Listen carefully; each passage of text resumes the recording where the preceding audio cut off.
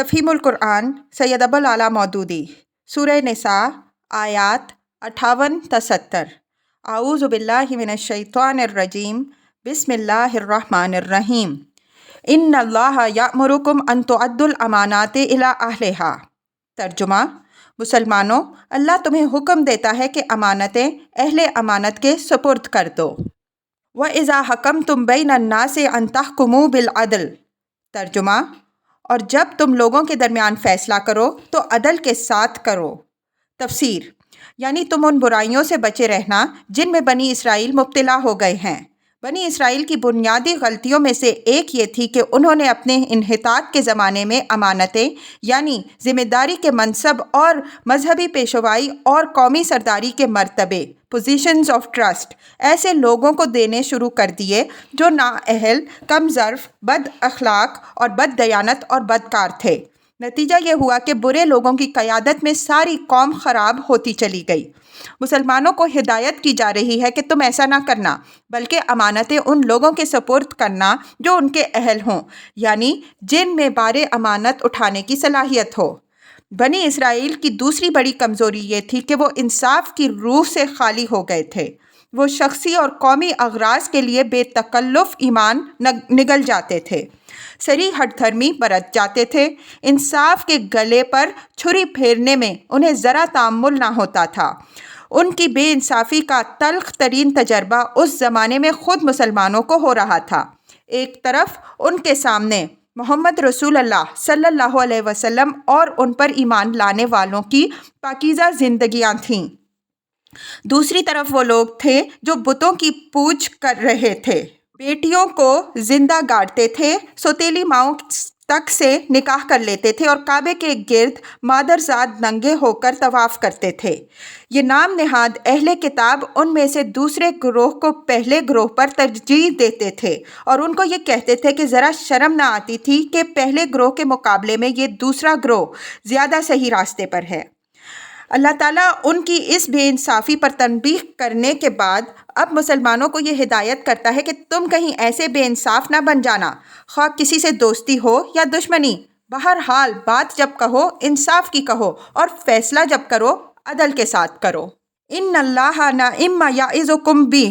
ترجمہ: اللہ تم کو نہایت عمدہ نصیحت کرتا ہے۔ ان اللہ کان سمیعا بصیرا۔ ترجمہ: اور یقیناً اللہ سب کچھ سنتا اور دیکھتا ہے۔ یا ایھا الذین آمنوا اطیعوا اللہ واطیعوا الرسول واولی الامر منکم۔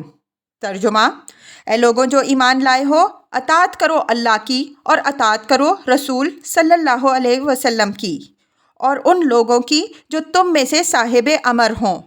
فَإِن تَنَازَعْتُمْ فِي شَيْءٍ فَرُدُّوهُ إِلَى اللَّهِ وَالرَّسُولِ۔ ترجمہ: پھر اگر تمہارے درمیان کسی معاملے میں نزاع ہو جائے تو اسے اللہ اور رسول صلی اللہ علیہ وسلم کی طرف پھیر دو۔ تفسیر: یہ آیت اسلام کے پورے مذہبی، تمدنی اور سیاسی نظام کی بنیاد اور اسلامی ریاست کے دستور کی اولین دفعہ ہے۔ اس میں حسب ذیل اصول مستقل طور پر قائم کر دیے گئے ہیں۔ نمبر 1، اسلامی نظام میں اصل مطاع اللہ تعالیٰ ہے۔ ایک مسلمان سب سے پہلے بندہ خدا ہے، باقی جو کچھ بھی ہے اس کے بعد۔ مسلمان کی انفرادی زندگی اور مسلمانوں کے اجتماعی نظام دونوں کا مرکز و محور خدا کی فرمانبرداری اور وفاداری ہے۔ دوسری اطاعتیں اور وفاداریاں صرف اس صورت میں قبول کی جائیں گی کہ وہ خدا کی اطاعت اور وفاداری کے مد مقابل نہ ہوں بلکہ اس کے تحت اور اس کے تابع ہوں، ورنہ ہر وہ حلقہ اطاعت توڑ کر پھینک دیا جائے گا جو اس اصلی اور بنیادی اطاعت کا حریف ہو۔ یہی بات ہے جسے نبی صلی اللہ علیہ وسلم نے ان الفاظ میں بیان فرمایا ہے کہ لا طاعۃ لمخلوق فی معصیۃ الخالق۔ خالق کی نافرمانی میں کسی مخلوق کے لیے کوئی اطاعت نہیں ہے۔ نمبر 2، اسلامی نظام کی دوسری بڑی بنیاد رسول صلی اللہ علیہ وسلم کی اطاعت ہے۔ یہ کوئی مستقل بذات اطاعت نہیں ہے بلکہ اطاعت خدا کی واحد عملی صورت ہے۔ رسول اس لیے مطاع ہے کہ وہی ایک مستند ذریعہ ہے جس سے ہم تک خدا کے احکام اور فرامین پہنچتے ہیں۔ ہم خدا کی اطاعت صرف اسی طریقے سے کر سکتے ہیں کہ رسول کی اطاعت کریں۔ کوئی اطاعت خدا رسول کی سند کے بغیر معتبر نہیں ہے، اور رسول کی پیروی سے منہ موڑنا خدا کے خلاف بغاوت ہے۔ اسی مضمون کو یہ حدیث واضح کرتی ہے کہ من اطاعنی فقد اطاع اللہ ومن عصانی فقد عصی اللہ۔ جس نے میری اطاعت کی اس نے خدا کی اطاعت کی، اور جس نے میری نافرمانی کی اس نے خدا کی نافرمانی کی، اور یہی بات خود قرآن میں پوری وضاحت کے ساتھ آگے آ رہی ہے۔ نمبر 3، مذکورہ بالا دونوں اطاعتوں کے بعد اور ان کے ماتحت تیسری اطاعت جو اسلامی نظام میں مسلمانوں پر واجب ہے، وہ ان اولو الامر کی اطاعت ہے جو مسلمانوں میں سے ہوں۔ اولو الامر کے مفہوم میں وہ سب لوگ شامل ہیں جو مسلمانوں کے اجتماعی معاملات کے سربراہ کار ہوں، خواہ وہ ذہنی فکری رہنمائی کرنے والے علماء، یا سیاسی رہنمائی کرنے والے لیڈر، یا ملکی انتظام کرنے والے حکام، یا عدالتی فیصلے کرنے والے جج، یا تمدنی و معاشرتی امور میں قبیلوں اور بستیوں اور محلوں کی سربراہی کرنے والے شیوخ و سردار۔ غرض جو جس حیثیت سے بھی مسلمانوں کا صاحب امر ہے وہ اطاعت کا مستحق ہے، اور اس سے نزاع کر کے مسلمانوں کی اجتماعی زندگی میں خلل ڈالنا درست نہیں ہے، بشرطے کہ وہ خود مسلمانوں کے گروہ میں سے ہو اور خدا اور رسول صلی اللہ علیہ وسلم کا مطیع ہو۔ یہ دونوں شرطیں اس اطاعت کے لیے لازمی شرطیں ہیں، اور یہ نہ صرف آیت مذکورہ صدر میں صاف طور پر درج ہیں، بلکہ حدیث میں نبی صلی اللہ علیہ وسلم نے ان کو پوری شرح و بسط کے ساتھ بیان فرما دیا ہے۔ مثلاً حسب ذیل احادیث ملاحظہ ہوں: السمع والطاعہ علی المرء المسلم فی ما احب و کرہ ما لم یؤمر بمعصیۃ فاذا امر بمعصیۃ فلا سمع ولا طاعہ، بخاری و مسلم۔ مسلمانوں کو لازم ہے کہ اپنے اولو الامر کی بات سنیں اور مانیں، خواہ اسے پسند ہو یا ناپسند، تاوقت یہ کہ اسے معصیت کا حکم نہ دیا جائے، اور جب اسے معصیت کا حکم دیا جائے تو پھر اسے نہ کچھ سننا چاہیے نہ ماننا چاہیے۔ لا طاعۃ فی معصیت انما الطاعۃ فی المعروف، بخاری و مسلم۔ خدا اور رسول صلی اللہ علیہ وسلم کی نافرمانی میں کوئی اطاعت نہیں ہے، اطاعت جو کچھ بھی ہے معروف میں ہے۔ یکون علیکم امراء تعرفون و تنکرون فمن انکر فقد برئ ومن کرہ فقد سلم ولکن من رضی و تابع فقالوا افلا نقاتلہم قال لا ما صلوا، مسلم۔ حضور صلی اللہ علیہ وسلم نے فرمایا، تم پر ایسے لوگ بھی حکومت کریں گے جن کی بعض باتوں کو تم معروف پاؤ گے اور بعض کو منکر، تو جس نے ان کے منکرات پر اظہار ناراضگی کی اور بری الذمہ ہوا، اور جس نے ان کو ناپسند کیا وہ بھی بچ گیا، مگر جو ان پر راضی ہوں اور پیروی کرنے لگے وہ ماخوذ ہوگا۔ صحابہ کرام رضی اللہ عنہم اجمعین نے پوچھا، پھر جب ایسے حکام کا دور آئے تو کیا ہم ان سے جنگ نہ کریں؟ آپ صلی اللہ علیہ وسلم نے فرمایا، نہیں، جب تک کہ وہ نماز پڑھتے رہیں۔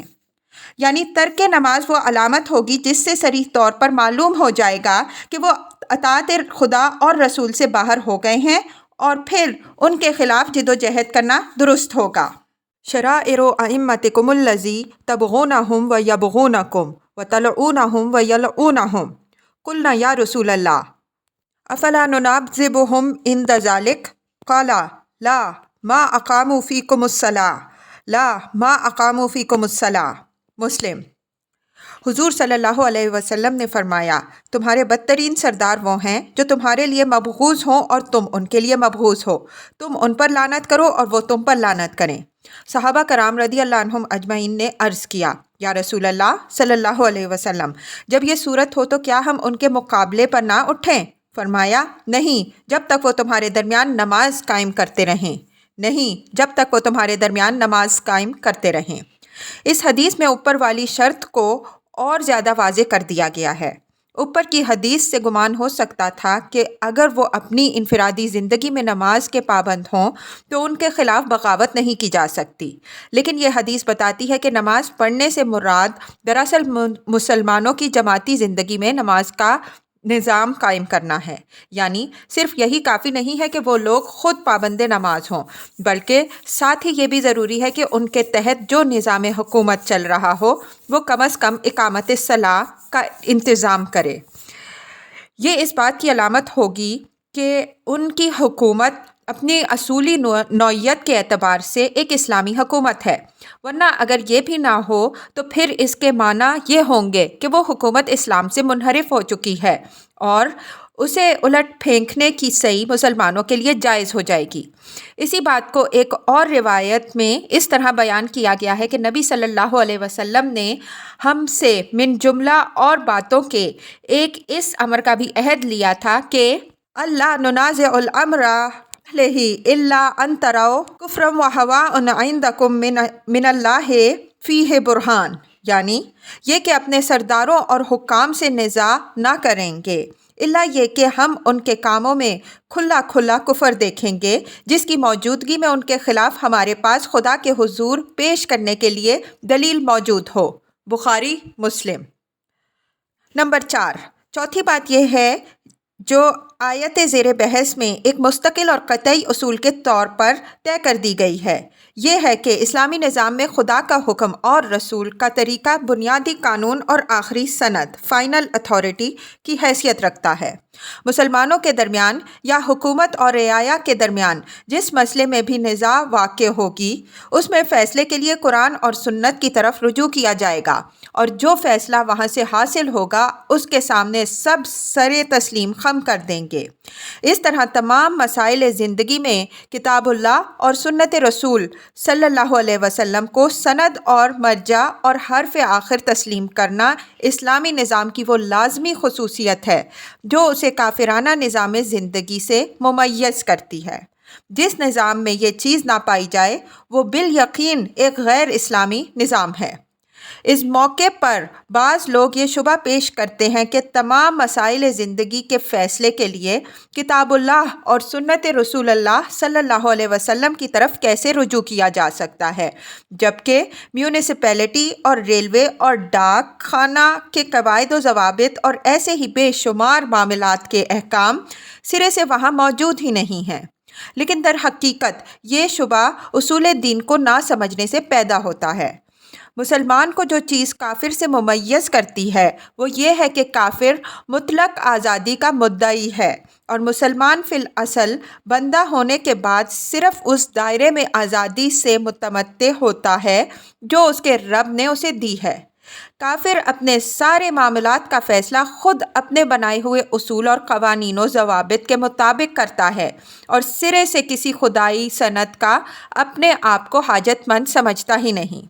اس کے برعکس مسلمان اپنے ہر معاملے میں سب سے پہلے خدا اور اس کے رسول صلی اللہ علیہ وسلم کی طرف رجوع کرتا ہے، پھر اگر وہاں سے کوئی حکم ملے تو وہ اس کی پیروی کرتا ہے، اور اگر کوئی حکم نہ ملے تو وہ اسی صورت میں آزادی عمل برتتا ہے، اور اس کی یہ آزادی عمل اس پر حجت ہوتی ہے کہ اس معاملے میں شارع کا کوئی حکم نہ دینا اس کی طرف سے آزادی عمل عطا کیے جانے کی دلیل ہے۔ ان کنتم تؤمنون باللہ والیوم الآخر، ترجمہ: اگر تم واقعی اللہ اور روز آخرت پر ایمان رکھتے ہو۔ ذالک خیر و احسن تأویلا، ترجمہ: اور یہی ایک صحیح طریقہ کار ہے اور انجام کے اعتبار سے بھی بہتر ہے۔ تفسیر: قرآن مجید چونکہ محض کتاب آئین ہی نہیں ہے بلکہ کتاب تعلیم و تلقین اور صحیفہ وعظ و ارشاد بھی ہے، اس لیے پہلے فقرے میں جو قانونی اصول بیان کیے گئے تھے اب اس دوسرے فقرے میں ان کی حکمت و مصلحت سمجھائی جا رہی ہے۔ اس میں دو باتیں ارشاد ہوئی ہیں، ایک یہ کہ مذکورہ بالا چاروں اصولوں کی پیروی کرنا ایمان کا لازمی تقاضا ہے، مسلمان ہونے کا دعویٰ اور ان اصولوں سے انحراف، یہ دونوں چیزیں ایک جگہ جمع نہیں ہو سکتی۔ دوسرے یہ کہ ان اصولوں پر اپنے نظام زندگی کو تعمیر کرنے ہی میں مسلمانوں کی بہتری ہے۔ صرف یہی ایک چیز ان کو دنیا میں صراط مستقیم پر قائم رکھ سکتی ہے اور اسی سے ان کی عاقبت بھی درست ہو سکتی ہے۔ یہ نصیحت ٹھیک اس تقریر کے خاتمے پر ارشاد ہوئی ہے جس میں یہودیوں کی اخلاقی و دینی حالت پر تبصرہ کیا جا رہا تھا۔ اس طرح ایک نہایت لطیف طریقے سے مسلمانوں کو متنبہ کیا گیا ہے کہ تمہاری پیش رو امت دین کے ان بنیادی اصولوں سے منحرف ہو کر جس پستی میں جا گری ہے اس سے عبرت حاصل کرو۔ جب کوئی گروہ خدا کی کتاب اور اس کے رسول کی ہدایت کو پس پشت ڈال دیتا ہے اور ایسے سرداروں اور رہنماؤں کے پیچھے لگ جاتا ہے جو خدا اور رسول کے مطیع فرمان نہ ہوں اور اپنے مذہبی پیشواؤں اور سیاسی حاکموں سے کتاب و سنت کی سند پوچھے بغیر ان کی اطاعت کرنے لگتا ہے تو وہ ان خرابیوں میں مبتلا ہونے سے کسی طرح بچ نہیں سکتا جن میں بنی اسرائیل مبتلا ہوئے۔ الم تر الی الذین یزعمون انہم آمنوا بما انزل الیک وما انزل من قبل۔ ترجمہ: اے نبی صلی اللہ علیہ وسلم، تم نے دیکھا نہیں ان لوگوں کو جو دعویٰ تو کرتے ہیں کہ ہم ایمان لائے اس کتاب پر جو تمہاری طرف نازل کی گئی ہے اور ان کتابوں پر جو تم سے پہلے نازل کی گئی تھیں۔ وَيُرِيدُونَ أَن يَتَحَاكَمُوا إِلَى الطَّاغُوتِ وَقَدْ أُمِرُوا أَن يَكْفُرُوا بِهِ۔ ترجمہ: مگر چاہتے یہ ہیں کہ اپنے معاملات کا فیصلہ کرانے کے لیے طاغوت کی طرف رجوع کریں، حالانکہ انہیں طاغوت سے کفر کرنے کا حکم دیا گیا تھا۔ تفسیر: یہاں صریح طور پر طاغوت سے مراد وہ حاکم ہے جو قانون الہی کے سوا کسی دوسرے قانون کے مطابق فیصلہ کرتا ہو، اور وہ نظام عدالت ہے جو نہ تو اللہ کے اقتدار اعلیٰ کا مطیع ہو اور نہ اللہ کی کتاب کو آخری سند مانتا ہو۔ لہٰذا یہ آیت اس معنی میں بالکل صاف ہے کہ جو عدالت طاغوت کی حیثیت رکھتی ہو اس کے پاس اپنے معاملات کے فیصلے کے لیے جانا ایمان کے منافی ہے، اور خدا اور اس کی کتاب پر ایمان لانے کا لازمی اقتضا یہ ہے کہ آدمی ایسی عدالت کو جائز عدالت تسلیم کرنے سے انکار کر دے۔ قرآن کی روح سے اللہ پر ایمان اور طاغوت سے کفر دونوں لازم و ملزوم ہیں، اور خدا اور طاغوت دونوں کے آگے بیک وقت جھکنا عین منافقت ہے۔ وَيُرِيدُ الشَّيْطَانُ أَن يُضِلَّهُمْ ضَلَالًا بَعِيدًا۔ ترجمہ: شیطان انہیں بھٹکا کر راہ راست سے بہت دور لے جانا چاہتا ہے۔ وَإِذَا قِيلَ لَهُمْ تَعَالَوْا إِلَى مَا أَنزَلَ اللَّهُ وَإِلَى الرَّسُولِ۔ ترجمہ: اور جب ان سے کہا جاتا ہے کہ آؤ اس چیز کی طرف جو اللہ نے نازل کی ہے اور آؤ رسول صلی اللہ علیہ وسلم کی طرف۔ رَأَيْتَ الْمُنَافِقِينَ يُصَدُّونَ عَنْكَ صُدُودًا۔ ترجمہ: تو ان منافقوں کو تم دیکھتے ہو کہ یہ تمہاری طرف آنے سے کتراتے ہیں۔ تفسیر: اس سے معلوم ہوتا ہے کہ یہ منافقین کی عام روش تھی کہ جس مقدمے میں انہیں توقع ہوتی تھی کہ فیصلہ ان کے حق میں ہوگا تو اس کو تو نبی صلی اللہ علیہ وسلم کے پاس لے آتے تھے، مگر جس مقدمے میں اندیشہ ہوتا تھا کہ فیصلہ ان کے خلاف ہوگا اس کو آپ صلی اللہ علیہ وسلم کے پاس لانے سے انکار کر دیتے تھے۔ یہی حال اب بھی بہت سے منافقوں کا ہے کہ اگر شریعت کا فیصلہ ان کے حق میں ہو تو سر آنکھوں پر، ورنہ ہر اس قانون، ہر اس رسم و رواج اور ہر اس عدالت کے دامن میں جا پناہ لیں گے جس سے انہیں اپنا منشا کے مطابق فیصلہ حاصل ہونے کی توقع ہو۔ فَكَيْفَ إِذَا أَصَابَتْهُم مُّصِيبَةٌ بِمَا قَدَّمَتْ أَيْدِيهِمْ ثُمَّ جَاءُوكَ يَحْلِفُونَ۔ ترجمہ: پھر اس وقت کیا ہوتا ہے جب ان کے اپنے ہاتھوں کی لائی ہوئی کوئی مصیبت ان پر آن پڑتی ہے، اس وقت یہ تمہارے پاس قسمیں کھاتے ہوئے آتے ہیں۔ تفسیر: غالباً اس سے مراد یہ ہے کہ جب ان کی اس منافقانہ حرکت کا مسلمانوں کو علم ہو جاتا ہے اور انہیں خوف ہوتا ہے کہ اب باز پرس ہوگی اور سزا ملے گی، اس وقت قسمیں کھا کھا کر اپنے ایمان کا یقین دلانے کی کوشش کرتے ہیں۔ یحلفون باللہ ان اردنا الا احسانا و توفیقا۔ ترجمہ: قسمیں کھاتے ہیں اللہ کے نام کی، ہم تو صرف بھلائی چاہتے تھے اور ہماری نیت تو یہ تھی کہ فریقین میں کسی طرح موافقت ہو جائے۔ اولئک الذین یعلم اللہ ما فی قلوبہم۔ ترجمہ: اللہ جانتا ہے جو کچھ ان کے دلوں میں ہے۔ فَأَعْرِضْ عَنْهُمْ وَعِظْهُمْ۔ ترجمہ: ان سے تعرض مت کرو، انہیں سمجھاؤ۔ وَقُلْ لَهُمْ فِي أَنفُسِهِمْ قَوْلًا بَلِيغًا۔ ترجمہ، اور ایسی نصیحت کرو جو ان کے دلوں میں اتر جائے۔ وَمَا أَرْسَلْنَا مِن رَّسُولٍ إِلَّا لِيُطَاعَ بِإِذْنِ اللَّهِ۔ ترجمہ، انہیں بتاؤ کہ ہم نے جو رسول بھی بھیجا ہے اسی لیے بھیجا ہے کہ اذن خداوندی کی بنا پر اس کی اطاعت کی جائے۔ تفسیر، یعنی خدا کی طرف سے رسول اس لیے نہیں آتا ہے کہ بس اس کی رسالت پر ایمان لے آؤ اور پھر اطاعت جس کی چاہے کرتے رہو، بلکہ رسول کے آنے کی غرض یہی ہوتی ہے کہ زندگی کا جو قانون وہ لے کر آیا ہے تمام قوانین چھوڑ کر صرف اسی کی پیروی کی جائے، اور خدا کی طرف سے جو احکام وہ دیتا ہے تمام احکام کو چھوڑ کر صرف انہی پر عمل کیا جائے۔ اگر کسی نے یہی نہ کیا تو پھر اس کا محض رسول کو رسول مان لینا کوئی معنی نہیں رکھتا۔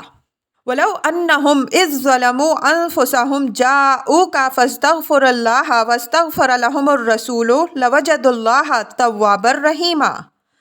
ترجمہ، اگر انہوں نے یہ طریقہ اختیار کیا ہوتا کہ جب یہ اپنے نفس پر ظلم کر بیٹھے تھے تو تمہارے پاس آ جاتے اور اللہ سے معافی مانگتے اور رسول بھی ان کے لیے معافی کی درخواست کرتا تو یقیناً اللہ کو بخشنے والا اور رحم کرنے والا پاتے۔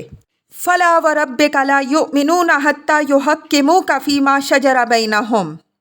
ترجمہ، اے محمد صلی اللہ علیہ وسلم، تمہارے رب کی قسم یہ کبھی بھی مومن نہیں ہو سکتے جب تک کہ اپنے باہمی اختلافات میں یہ تم کو فیصلہ کرنے والا نہ مان لے۔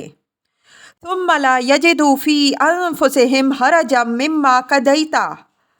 ترجمہ، پھر جو کچھ تم فیصلہ کرو اس پر اپنے دلوں میں بھی کوئی تنگی نہ محسوس کریں۔ وَيُسَلِّمُوا تَسْلِيمًا۔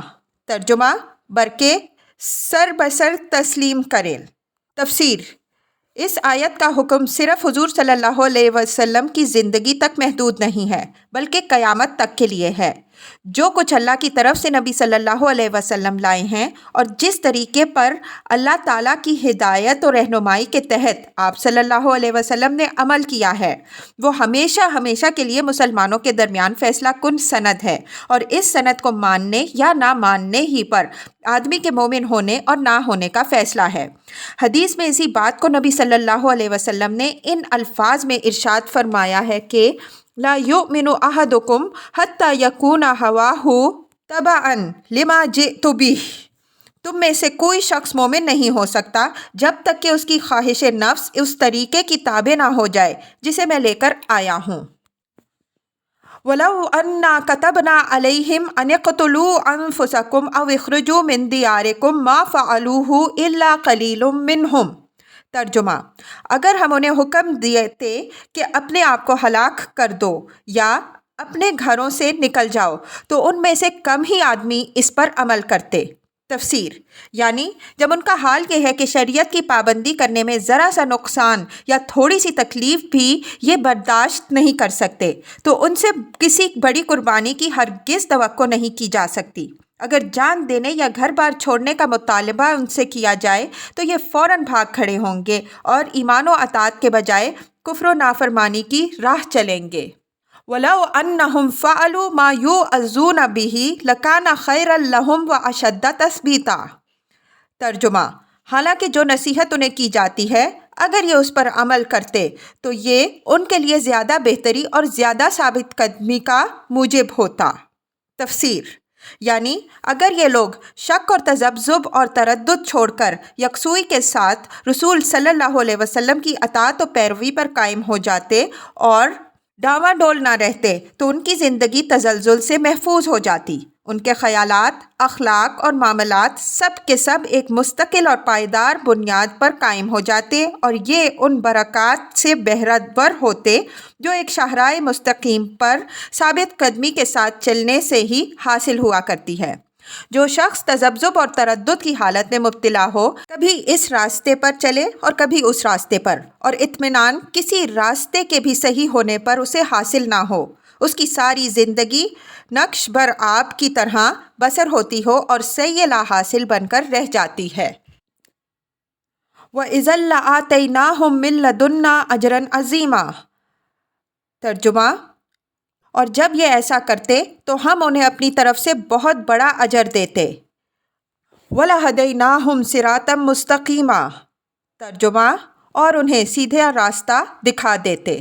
تفسیر، یعنی جب وہ شک چھوڑ کر ایمان و یقین کے ساتھ رسول صلی اللہ علیہ وسلم کی اطاعت کا فیصلہ کر لیتے تو اللہ کے فضل سے ان کے سامنے صحیح و عمل کا سیدھا راستہ بالکل روشن ہو جاتا اور انہیں صاف نظر آ جاتا کہ وہ اپنی قوتیں اور محنتیں کس راہ میں صرف کریں جس سے ان کا ہر قدم اپنی حقیقی منزل مقصود کی طرف اٹھے گا۔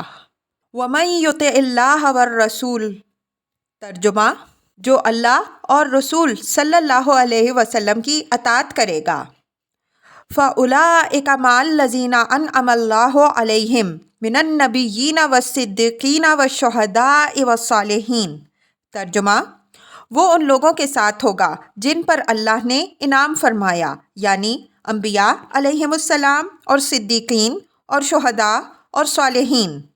تفسیر، صدیق سے مراد وہ شخص ہے جو نہایت راست باز ہو، جس کے اندر صداقت پسندی اور حق پرستی کمال درجے پر ہو، جو اپنے معاملات اور برتاؤ میں ہمیشہ سیدھا اور صاف طریقہ اختیار کرے، جب ساتھ دے تو حق اور انصاف ہی کا ساتھ دے اور سچے دل سے دے، اور جس چیز کو حق کے خلاف پائے اس کے مقابلے میں ڈٹ کر کھڑا ہو جائے اور ذرا کمزوری نہ دکھائے، جس کی سیرت ایسی ستھری اور بے لوث ہو کہ اپنے اور غیر کسی کو بھی اس سے خالص راست روی کے سوا کسی دوسرے طرز عمل کا اندیشہ نہ ہو۔ شہید کے اصل معنی گواہ کے ہیں۔ اس سے مراد وہ شخص ہے جو اپنے ایمان کی صداقت پر اپنی زندگی کے پورے طرز عمل سے شہادت دیتا ہے۔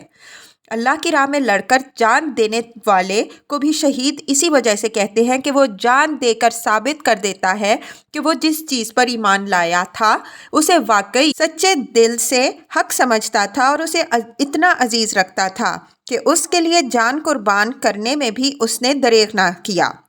ایسے راست باز لوگوں کو بھی شہید کہا جاتا ہے جو اس قدر قابل اعتماد ہوں کہ جس چیز پر وہ شہادت دیں اس کا صحیح و برحق ہونا بلا تعمل تسلیم کر لیا جائے۔ صالح سے مراد وہ شخص ہے جو اپنے خیالات اور عقائد میں، اپنی نیت اور ارادوں میں اور اپنے اقوال و افعال میں راہ راست پر قائم ہو اور فی الجملہ اپنی زندگی میں نیک رویہ رکھتا ہو۔ وَحَسُنَ أُولَٰئِکَ رَفِیقًا، ترجمہ، کیسے اچھے ہیں یہ رفیق جو کسی کو میسر آئیں۔ تفسیر، یعنی وہ انسان خوش قسمت ہے جسے ایسے لوگ دنیا میں رفاقت کے لیے میسر آئیں اور جس کا انجام آخرت میں بھی ایسے ہی لوگوں کے ساتھ ہو۔ کسی آدمی کے احساسات مردہ ہو جائیں تو دوسری بات ہے، ورنہ در حقیقت بد سیرت اور بد کردار لوگوں کے ساتھ زندگی بسر کرنا دنیا ہی میں ایک عذاب علیم ہے، وجہ یہ کہ آخرت میں بھی آدمی انہی کے ساتھ اس انجام سے دوچار ہو جو ان کے لیے مقدر ہے۔ اسی لیے اللہ کے نیک بندوں کی ہمیشہ یہی تمنا رہی ہے کہ ان کو نیک لوگوں کی سوسائٹی نصیب ہو اور مر کر بھی وہ نیک ہی لوگوں کے ساتھ رہیں۔ ذالک الفضل من اللہ، ترجمہ، یہ حقیقی فضل ہے جو اللہ کی طرف سے ملتا ہے۔ وَکَفَىٰ بِاللَّهِ عَلِیمًا، ترجمہ، اور حقیقت جاننے کے لیے بس اللہ ہی کا علم کافی ہے۔